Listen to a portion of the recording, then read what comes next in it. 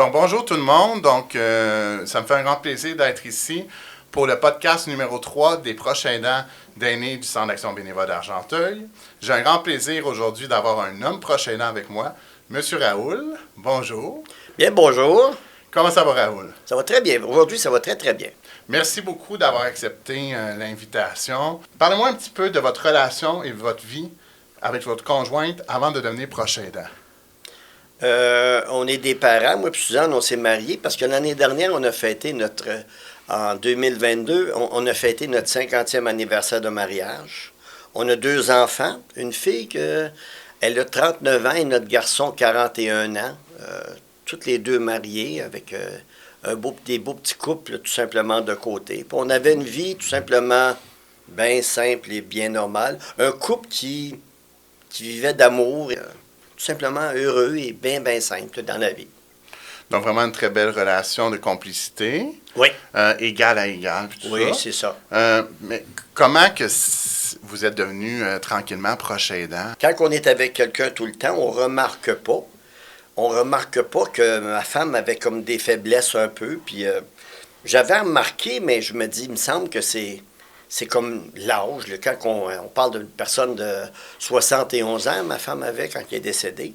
Fait qu'on parle d'une personne de 71 ans, tu sais, qui a des petits problèmes de mémoire ou des petites choses, mais... Puis là, il y a un beau-frère qui m'a presque exigé. Le beau-frère m'a collé, il me dit, tu devrais faire examiner Suzanne juste pour être sûr que... Tu sais, que ça... Fait du compte, on est allé, puis on a pris un test chez le docteur, puis... j'ai resté surpris de la réponse de Suzanne et elle avait sur 30 questions, elle en avait eu, je pense, 8 de bonnes. C'est-à-dire, par là, quand on est sorti de là, ma femme avait plus son permis de conduire. Tellement que c'était sérieux.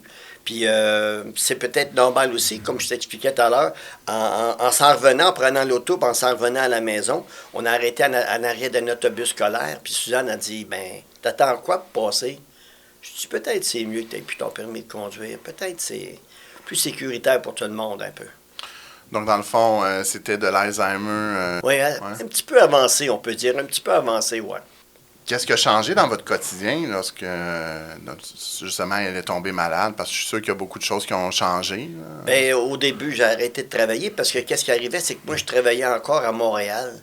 Je travaillais 2 jours semaine. J'adore travailler parce que ça me tient réveillé. Je suis peut-être une personne de 73 ans, mais je me sens très, très bien. À mon travail, comme concierge là-bas, je me sentais très bien. Fait que je voyageais à Montréal. Je laissais ma femme à la maison pendant 2 jours de temps et je téléphonais, puis j'avais un cellulaire, s'il y avait des petits problèmes, puis...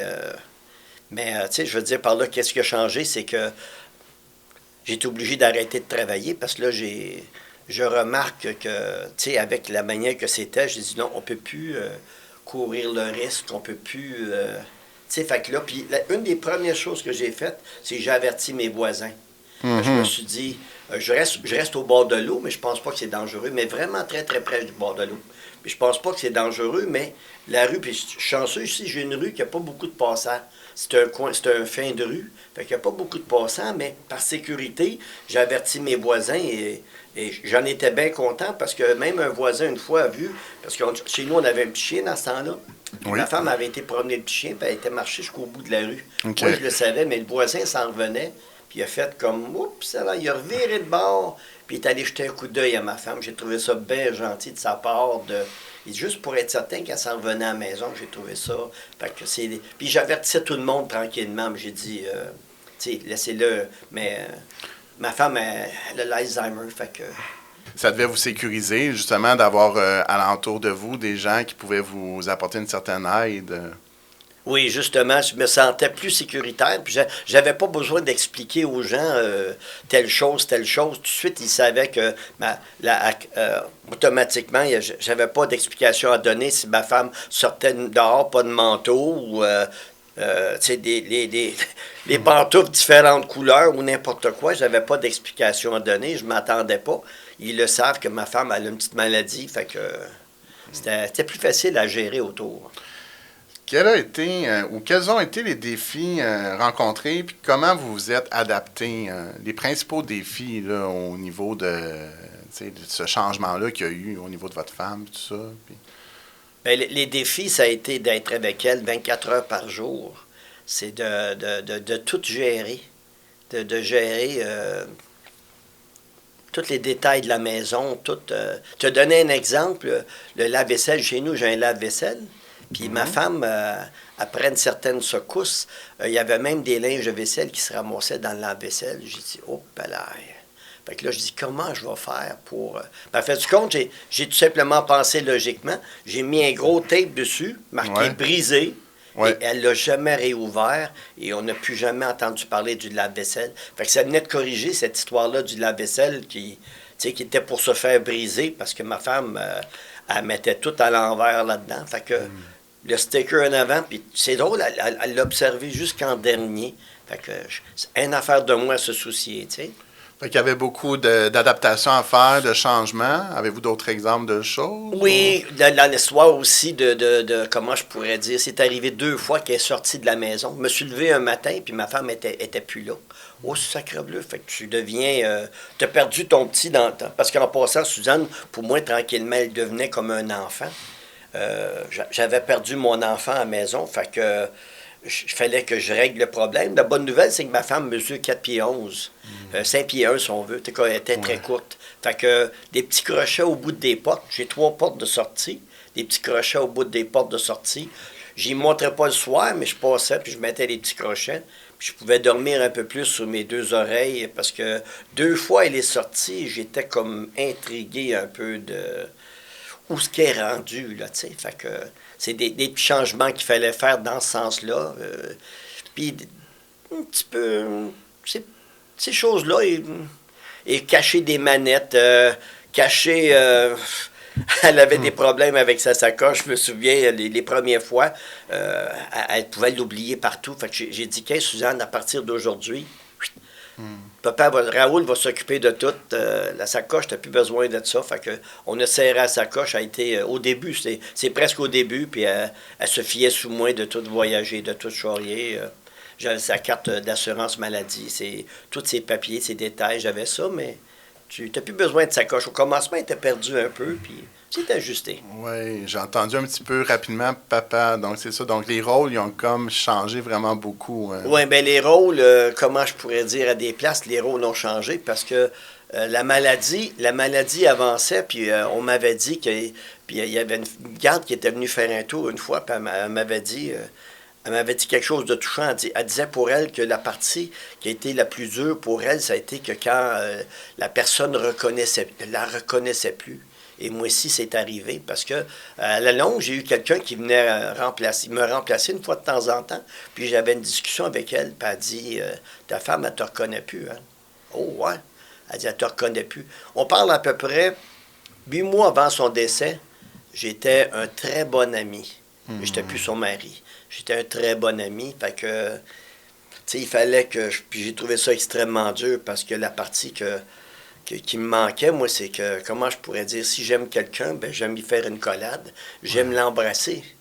Mais si t'es plus son mari, tu sais, puis tu veux pas la brusquer, fait que il fallait ajuster ça, de pas la prendre. Ça m'a manqué énormément, de pas lui dire je t'aime, parce que un ami peut peut-être pas dire ça à sa partenaire. Puis justement, en tant qu'homme proche aidant, au niveau d'exprimer les émotions, puis est-ce que c'était quand même facile? Est-ce que vous avez du monde à qui vous pouviez vous confier?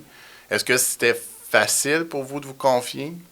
Moi, comment je pourrais dire, j'ai lu un livre il y a bien des années de ça, puis c'était la femme vient de Vénus ou je sais pas quoi, puis l'homme vient de Mars ou deux. Puis j'avais adoré la partie que la femme, c'est une personne qui, tranquillement, si elle dit ses émotions, la moitié du problème est guérie. Fait que j'avais mis ça comme, je me dis peut-être que Raoul devrait laisser son orgueil de côté puis de devenir mieux dans ce sens-là. Fait que depuis des années, je dis pas mal plus qu'est-ce que je pense. Je laisse aller mes émotions parce que je réalise que c'est vrai. J'ai le droit d'avoir des émotions et je les laisse aller, mais le groupe de soutien, par exemple, le groupe de soutien que je fais partie, a été énormément bon parce qu'à des endroits, là, j'ai rencontré des... Tu sais, on me donnait bien des réponses de qu'est-ce qui arrive après et comment ça va, les détails. Ça m'a aidé énormément. Le groupe de soutien a été très bon là-dedans. Fait que qu'est-ce que vous suggéreriez aux hommes proches aidants qui sont un peu dépassés par la situation qu'ils vivent présentement? Une chose que j'ai appris, moi, j'ai trouvé vraiment, vraiment, puis on n'arrêtait pas de me le dire dans des réunions, prends soin de toi. Tu pousses une chaise roulante. Si tu ne prends pas soin de toi, on ne pourra pas pousser 2 chaises roulantes. Comment tu veux prendre soin de quelqu'un si tu n'es pas en forme? Fait que je faisais très, très, très attention parce que tu manœuvres avec un enfant à des parties, à des places que tu comptes presque des menteries parce que elle te pose des questions et ça, c'est assez difficile à avaler de ne pas dire la vérité, de compter une menterie, puis un peu, comment je pourrais dire, à des places que ma femme était comme la stressée, j'essayais le moins possible. Fait que si on avait des rendez-vous, on avait des choses, 10 minutes avant, elle savait qu'on s'en allait chez le docteur ou on faisait une sortie. Pas de dire le lendemain, on va sortir ou non, non, non, non, pas de question de ça. Pas de stress, mais être un menteur, ça faisait pas tout à fait mon affaire, mais c'est dans le bon sens et il fallait que je m'ajuste à ça. Justement, est-ce que vous ressentiez de la culpabilité des fois dans certaines situations ou de la colère ou puis comment vous l'évacuez? La partie, comment je pourrais dire, qu'est-ce qui m'a bien aidé, moi, c'est que tranquillement, à partir du docteur, on a fait venir le CLSC, il fallait ouvrir un dossier. Puis une fois le dossier ouvert, là, c'est très important, il y a des services qui sont offerts. Et un des services que j'ai trouvé vraiment, vraiment bon, c'est d'avoir des heures de sortie. Tu sais, tout à l'heure, on parlait de repos, mais c'est justement dans ces heures de sortie-là que la personne qui venait faire un tour, je pouvais l'ajuster. J'ai été chanceux là-dedans. C'est quelqu'un que je connaissais. Fait que je pouvais l'ajuster. Fait que je disais, les journées qui fait soleil, qui fait beau, moi, je vais aller faire du bicycle. Pour moi, la bicyclette et de prendre des marches dans le bois, c'est je récupère énormément, énormément d'énergie. Fait que j'essayais d'ajuster mes heures de sortie avec de faire des activités là. J'avais même aussi une certaine secousse. Je suivais des cours de conditionnement physique, d'exercice pour les personnes âgées, même dans la semaine. Puis j'avais j'ajustais mes horaires. Puis la personne était flexible. Fait que j'essayais d'ajuster le plus possible pour prendre. Mais comme je disais tout à l'heure, le repos de la personne est très important. Comment tu veux aider quelqu'un? Comment tu veux aider quelqu'un si tu es fatigué? Oui. Au niveau vraiment de l'approche aidance, Raoul, qu'est-ce que tu dirais qui a été l'étape d'approche aidance qui a vraiment été la plus difficile?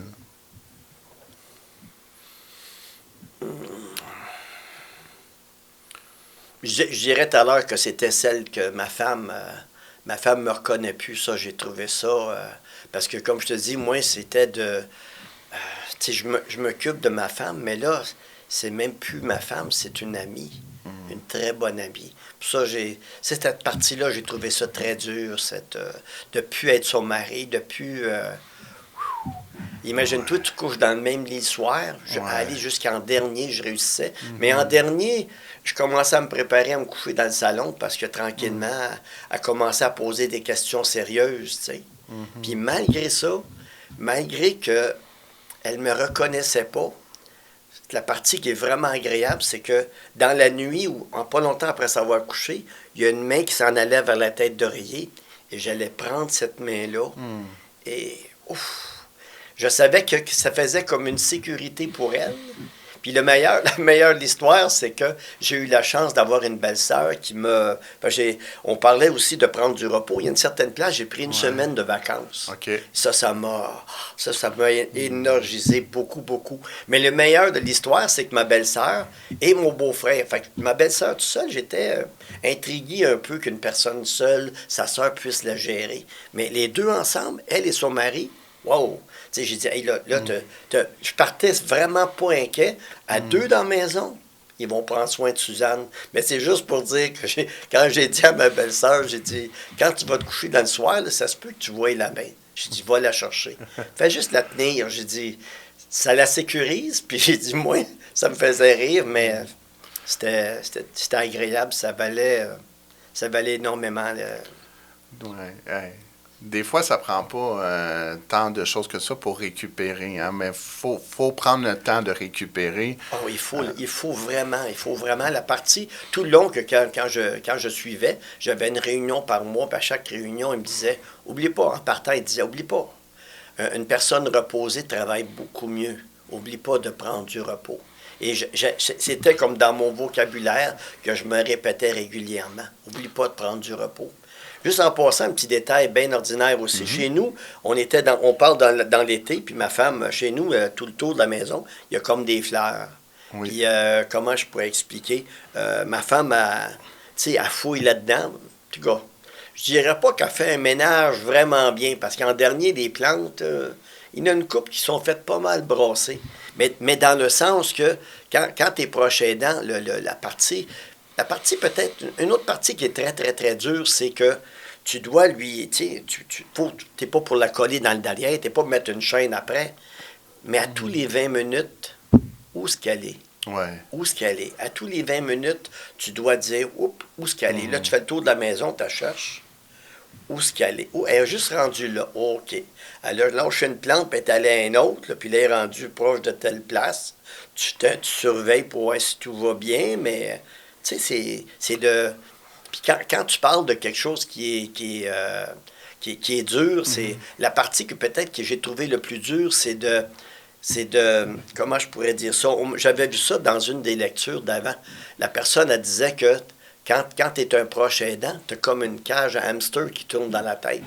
En te levant le matin, en te réveillant, la première chose, tu regardes pour voir si elle est là. Tu n'es pas tout seul. Puis après ça, ben, qu'est-ce qu'on mange? Qu'est-ce qu'on fait? Qu'est-ce qu'on fait aujourd'hui? C'est un 24 heures par jour, tu clic. Qu'est-ce qu'on prépare? Qu'est-ce qu'on fait? Nos activités, nos sorties. Ton hamster tourne 24 heures par jour et la bonne nouvelle, c'est que quand tu fais tes sorties ou n'importe quoi, poups, ton hamster, tu l'endors un peu, puis tu dis, hey, je prends du relax. Et même la semaine de vacances que j'ai pris, mon hamster a arrêté complètement. OK. Mais sinon, le hamster, il était toujours là à la maison, ça, c'est sûr et Oui, c'est certain. ça. Puis C'est la partie qui est plus... épuisante. Oui, ça tire 24 heures. C'est la pensée de qu'est-ce qu'on fait, où est-ce qu'elle est rendue, qu'est-ce qu'on s'en va, et tout le temps, tu penses à elle. Votre conjointe, malheureusement, est décédée maintenant. Comment vous avez réagi? C'est sûr que ça a été sûrement très difficile. Ça, c'est cher que tu penses à ça, parce que je pensais à ça, à ta réponse, dans le sens que, tu sais, je parlais il y a 2 secondes du hamster. Je vais te conter quelque chose de vraiment spécial. À peu près 2 jours après que ma femme est décédée, je me suis réveillé un matin, je me suis levé carré dans le lit, puis là, j'ai dit, je ne sais pas qu'est-ce qui se passe, mais il y a quelque chose aujourd'hui qui est spécial. Ça m'a pris 10 minutes pour réaliser que mon hamster il était arrêté complètement. C'est-à-dire par là que j'avais arrêté de m'en faire pour ma femme. 2 jours après, je l'ai réalisé en me levant le matin. Parce que je voyais juste que c'était complètement calme. Je dors dans une chambre, tu sais, tout seul, puis j'entendais aucun bruit, mais je dis, il y a quelque chose qui se passe un matin. Puis c'est là que j'ai réalisé que, OK, je pense à moi, je ne pense plus à nous autres, je pense à moi. Et c'est un changement qui est non agréable, je te dirais. J'aimais bien, c'était pas facile, mais j'aimais bien penser à deux. Puis maintenant, donc ça fait un petit moment ça fait combien de temps qu'elle est décédée? 5 mois hier. 5 mois qu'elle est décédée. Comment qu'on sent 5 mois plus tard? Y a-t-il des changements depuis le décès que vous rendez compte? Énormément. Énormément, parce que là, tu n'as plus à prendre soin de Suzanne, Fait que là, tu prends soin de toi. La côté, pour moi, en tout cas, ça a été comme ça. Peut-être chacune des personnes est différente. Les premières semaines, occupation, salon funéraire, l'église, l'enterrement, les assurances, l'automobile a changé de nom, les paiements, les factures, les notaires, un paquet de... il y a un paquet de choses. J'avais des papiers sur la table à grandeur de choses à m'occuper et à faire. Fait que pendant je dirais, 3 mois comme il faut, presque 4, c'était à corriger ça et rendez-vous ici, à tel endroit, telle chose à faire, telle chose à s'occuper. Une fois que là, créez-nous ou non pour l'instant, il y a juste un papier qui est sur ma table pour l'instant. Il reste une assurance à régler, puis pas mal tout le restant est réglé. Là, ça devient plus dur, par exemple, pour l'instant. Parce qu'avant ça, ça m'occupait de ça. La star, là, je deviens beaucoup plus libre, beaucoup plus de temps. La bonne nouvelle là-dedans, c'est que j'ai un minou à la maison. J'ai un minou, puis la partie qui est le fun, c'est qu'il est très colleux. Il aime d'être... Ça donne vraiment, vraiment, vraiment bien. Parce que la partie qui est plus difficile, moi je trouve, c'est la soirée. De s'asseoir le soir et de regarder la télévision. Là, le minou s'en vient de voir, il veut de l'affection. Ça fait bien mon affaire. Parce que regarder la télévision, indépendant du film d'amour qui peut jouer ou qu'est-ce qu'il peut jouer, ça me brasse. Tu sais, il y a des... Puis on m'avait averti de ça, que quand les gens décèdent autour de nous autres, il y a des facettes, il y a des petites choses qui nous font revenir à la personne. Puis quand ça m'arrive à ça, comme donner une impression que moi et Suzanne, on avait travaillé sur une chanson de Kenny Rogers. Il y avait une personne qui nous avait demandé d'être anglophone. On vient loin en arrière, mais le souvenir est dans ma tête parce que c'était merveilleux d'être... Tu sais, c'était un bon moment avec ma femme. Puis j'ai vécu ça avec ma femme. Puis quand j'ai entendu cette chanson de Kenny Rogers-là, ça m'a fait revenir à ce bon moment-là. Et ouf! C'est des moments plus... puis, tu sais, ça t'arrive dans la journée. Tu passes à un endroit où tu arrives dans un centre d'achat, puis tu vois un homme prendre la main de sa femme, puis de rentrer dans le centre d'achat, c'est des moments plus brassants. Ah, c'est sûr. Puis avez-vous eu comme une ressource pour aider à vivre le deuil? Oui, la bonne nouvelle là-dedans, par exemple, c'est que je continue à suivre le groupe de soutien. Okay. Ça, c'est la bonne nouvelle. Puis je dis ça, là, ça fait drôle un peu à dire, mais là-dedans, par exemple, on est 6 ou 7 personnes, mais 4 là-dessus sont veufs ou veuves. Fait qu'on se réunit une fois par mois et je trouve merveilleux parce que qu'est-ce que je ressens ou n'importe quoi, je suis pas le seul à ressentir. Fait que je m'aperçois que, OK, je suis pas fou. C'est vraiment comme ça. Oui, c'est vraiment comme ça. On vit comme ça et il n'y a pas de... J'ai pas vu de catalogue qui nous explique à l'avenir comment est-ce qu'on va survivre à ça et qu'est-ce qu'on doit faire ou n'importe quoi. La manière que je le fais, c'est que j'essaie de fonctionner avec mon amour des gens et mon cœur. Fait que les deux rentrent en communication et j'essaie de mettre toujours tout ce que je fais, j'essaie de penser avec l'amour et la logique de mon cœur, de manœuvrer à travers ça, et être honnête avec vous autres, je suis un homme et j'aime énormément les femmes, mais je suis un homme rose, un peu, qu'est-ce qu'on peut dire, parce que c'est ma manière d'être. Oui. Puis l'avenir le dira. Pour l'instant, j'avance tranquillement dans ce nouveau chemin de vie-là, qui n'est pas tout à fait facile, mais on verra en s'en allant. Mais j'ai bien confiance que je vais réussir. Puis, tu sais, tout à l'heure, je parlais à propos que j'ai plus le temps pour moi. Là, j'envisage dans les jours prochains, comment je pourrais dire, de retourner travailler. OK. Ouais, dans les jours prochains. Peut-être qu'à la prochaine rencontre qu'on aura, je te dirai où est-ce que je travaille, où j'espère bien. Il demande tellement de monde que je devrais bien réussir. Mais j'ai un plan, j'ai une idée. Puis je m'en vais là-dedans, puis je le dévoilerai. Mais je vais retourner au travail 2 jours semaine. C'est mon but de mettre ça dans ma routine. En m'obligeant à faire ça, ça va m'obliger à brasser autour, à me lever, à me structurer. Mais j'envisage de retourner travailler. Et si ma femme elle été là, je pense que je serais encore en train de travailler. Elle m'avait arrêté parce que c'était involontaire, mais je me sens bien de le faire. Je me sens faire quelque chose qui est valorisant, que le soir, tu arrives, tu es fatigué, mais tu es content de ta journée. Je m'entends de le faire de même. La bonne nouvelle, c'est que involontairement, ma femme, dans le temps qu'on était vivant, il y a des endroits que j'ai été comme le... Ma femme est des scouts, qu'elle a pris des cours de soir. Fait qu'à la famille à la maison, j'arrivais, je faisais le souper, je m'occupais des enfants, je leur faisais prendre leur bain. Puis quand ma femme arrivait le soir, c'était juste l'heure du coucher, un petit bec. Fait qu'imagine-toi, j'ai vécu de se débrouiller soi-même. J'ai eu la chance, ça, de... Fait qu'aujourd'hui, payer les factures, gérer une maison, garder ça quand même assez propre, puis, tu sais, c'est ma nature de le faire, fait que je me sens bien là-dedans. Je suis bien content d'avoir appris ça aujourd'hui et, tu sais, de savoir me débrouiller. Fait que c'est ça, fait que vous avez plein de projets, dans le fond, donc c'est bien. Ben on parle de ça, mais en passant, une chose bien importante que je voulais te dire, c'est que pendant que ma femme était malade, les premières secousses, comment je pourrais expliquer, les premières secousses qui étaient malades, c'est comme, j'ai abandonné mon travail parce que j'étais obligé, mais j'ai comme abandonné ma vie. Je me suis senti comme, je fais partie de ta... Et je me suis comme accroché à elle et elle accrochée à moi. Et on a vécu quelques mois de même, mais j'ai réalisé que je m'en allais sombrer. J'ai dit, oh, j'aime pas la manière que je fais. J'avais plus de but, j'avais plus de rêve, j'avais plus de... Puis c'est là que j'ai dit, non, je ne... Ça doit pas être comme ça.